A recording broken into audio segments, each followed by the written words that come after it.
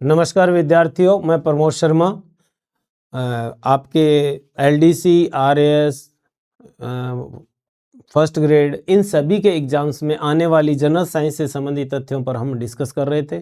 लगातार यूट्यूब के माध्यम से आपको जो विभिन्न छोटे छोटे टॉपिक हैं, राजस्थान के अंदर जितनी भी भर्तियां आती है जिनमें जनरल साइंस आती है उससे संबंधित तथ्यों पर हम डिस्कस कर रहे हैं। तो हमने लगातार जो क्लासों के माध्यम से एक टॉपिक हमने उत्तक पढ़ लिया था, जो आपको यूट्यूब पर मिल जाएगा। उत्तक पूरा कंप्लीट हो गया था हमारा।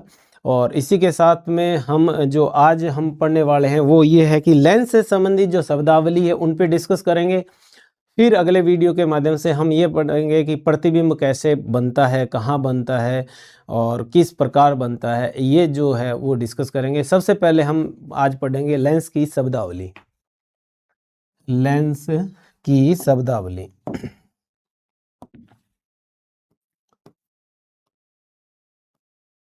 लेंस की शब्दावली। लेंस की शब्दावली बात करें तो लेंस जैसे सामान्यतः आप जानते हो कि लेंस जो है वो दो प्रकार के होते हैं, एक उत्तल और एक अवतल। साधारण भाषा में हम लेंस की शब्दावली है उन पर डिस्कस करेंगे। तो देखिए, सबसे पहले लेंस के अंदर क्या क्या शब्दावली आती है वो देखिए। तो सबसे पहले अगर हम बात करें तो मुख्य अक्ष, मुख्य अक्ष। दूसरा जो शब्द आता है वो आता है फोकस बिंदु, फोकस बिंदु।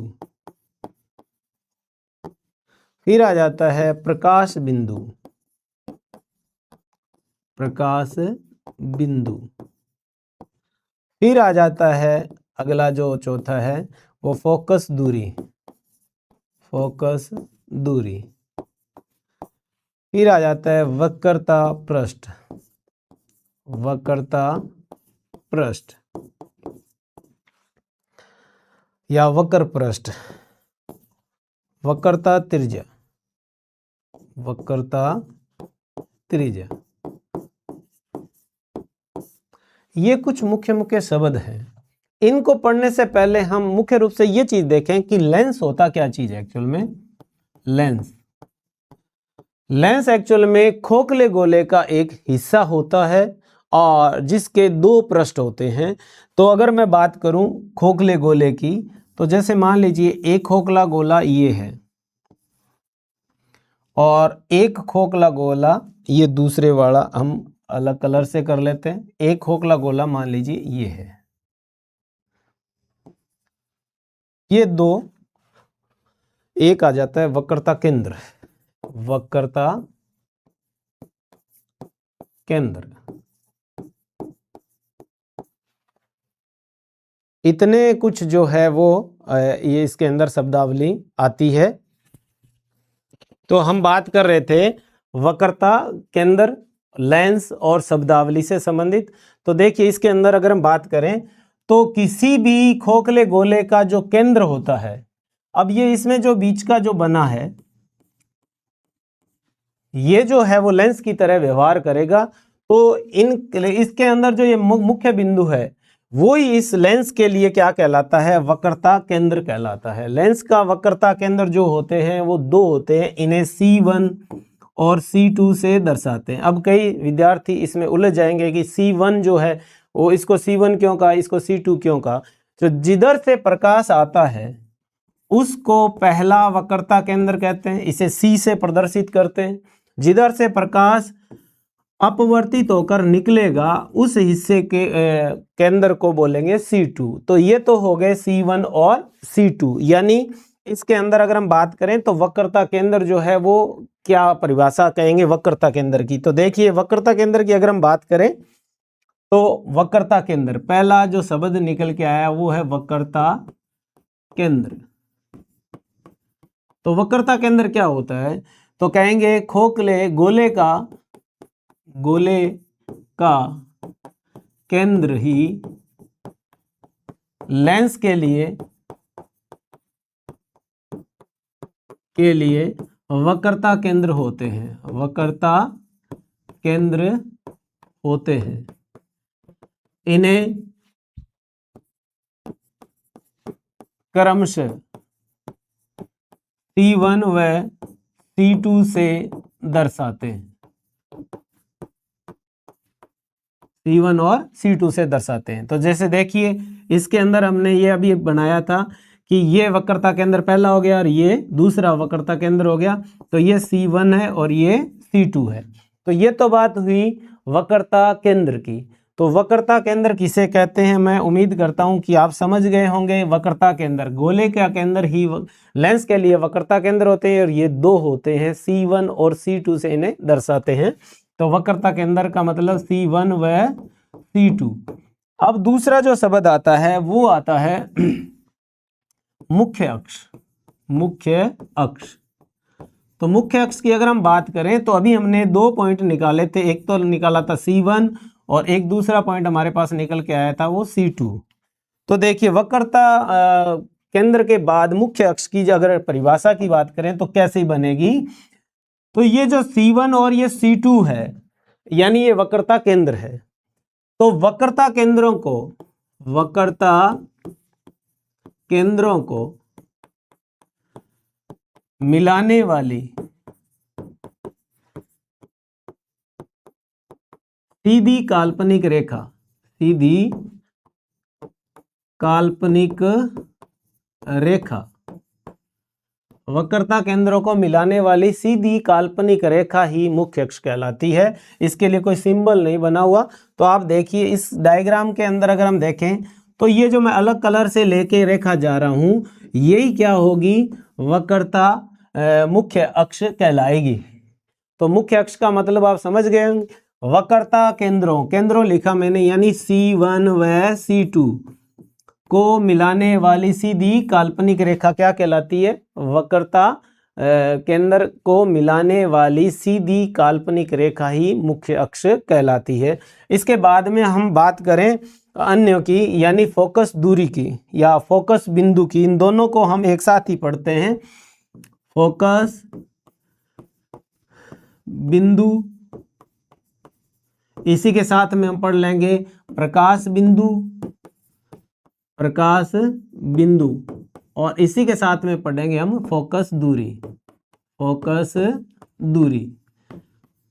ये तीनों आप कहोगे कि तीन एक साथ कैसे समझे, तो क्योंकि ये तीनों आपस में रिलेटेड है। तो आप अच्छे से याद रखोगे कि जो फोकस बिंदु और फोकस दूरी और प्रकाश बिंदु ये जो होते हैं ये आपस में एक दूसरे से जुड़े हुए हैं। अभी तक हमने जो ज्ञात किया वो ये था कि ये था C1 और ये था दूसरे वाला C2।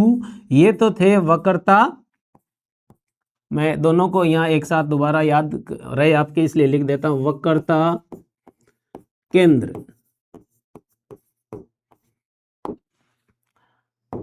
ये हमने खींची थी वो थी मुख्य अक्ष, ये था मुख्य अक्ष।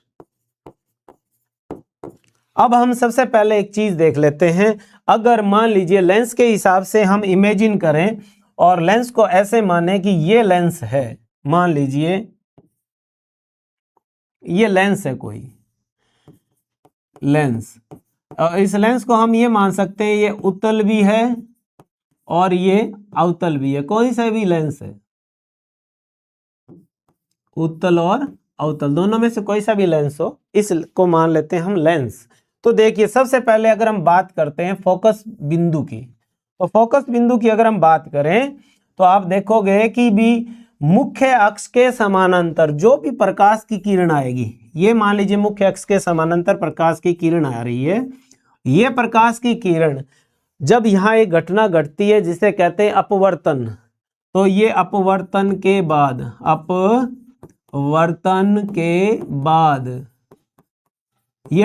के बाद इस मुख्य अक्ष पर जहां से भी ये गुजरे या गुजरती हुई प्रतीत हो, तो ये जो बिंदु होगा इस बिंदु को ही फोकस बिंदु कहते हैं, फोकस बिंदु कहते हैं।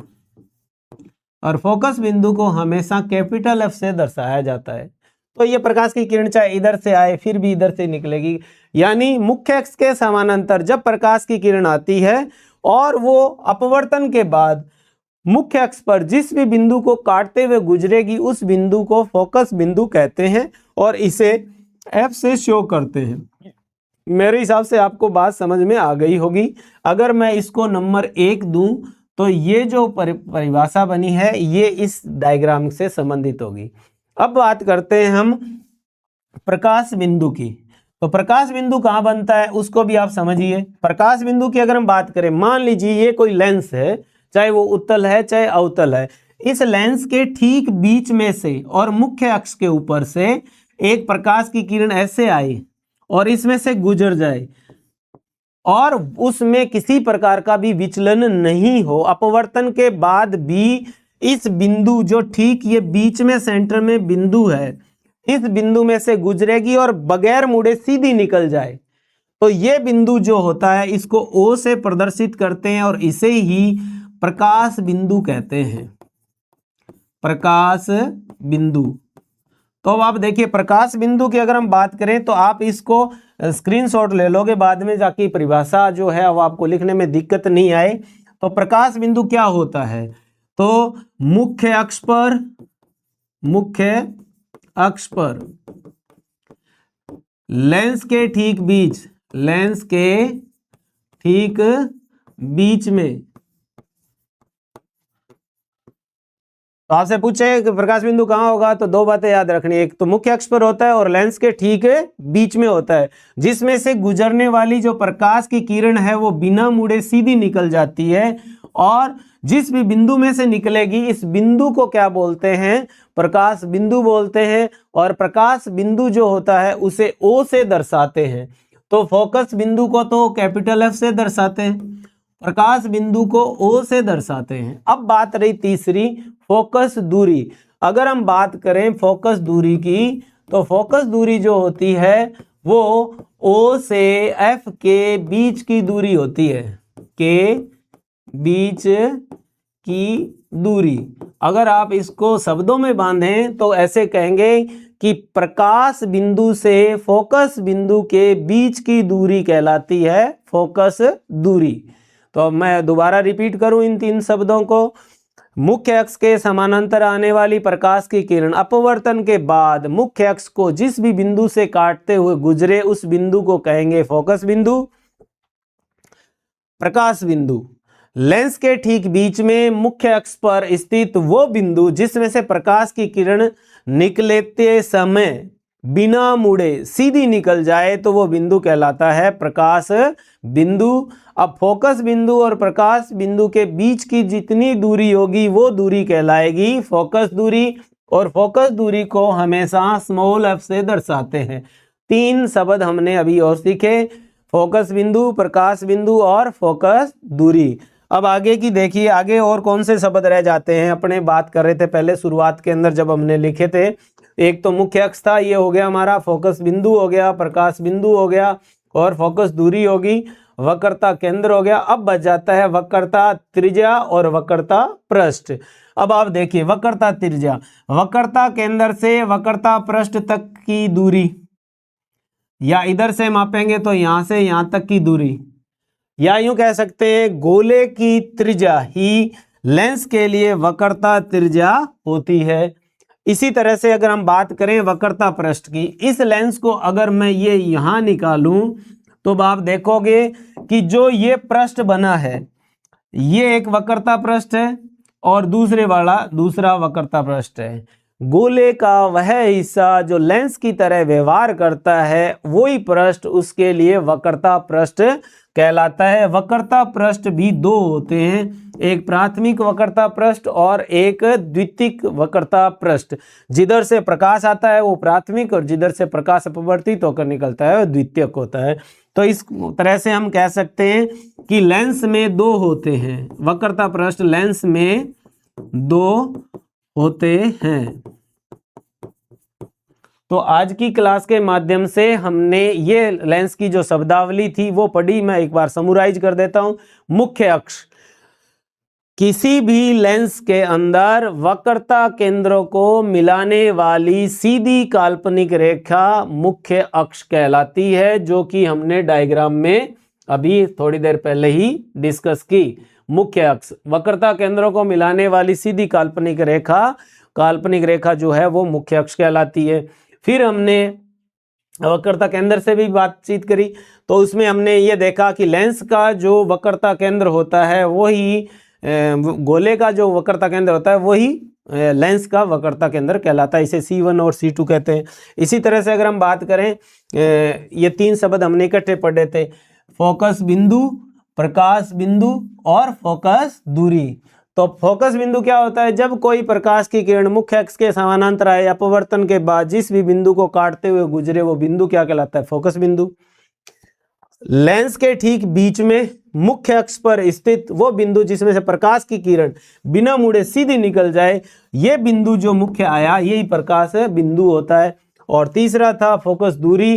तो प्रकाश बिंदु और फोकस बिंदु के बीच की दूरी जो होती है वो फोकस दूरी कहलाती है। फोकस बिंदु को हम कैपिटल एफ से और फोकस दूरी को स्मॉल एफ से प्रदर्शित करते हैं। आज के वीडियो के माध्यम से हमने लेंस के शब्दावली जो थी वो मुख्य हमने पढ़ी, जिसमें मुख्य अक्ष आया, वक्रता केंद्र आया, फोकस बिंदु आया, प्रकाश बिंदु आया और फोकस दूरी आई। और नेक्स्ट वीडियो में हम प्रतिबिंब के बारे में पढ़ेंगे। तो आज की क्लास में इतना ही। उम्मीद करता हूं कि आप जो है इन क्लासों को अच्छे तरीके से रजिस्टर में नोट करोगे और आपके विभिन्न एग्जाम्स में जहां जनरल साइंस आती है वहां काम आएगी। Thank you.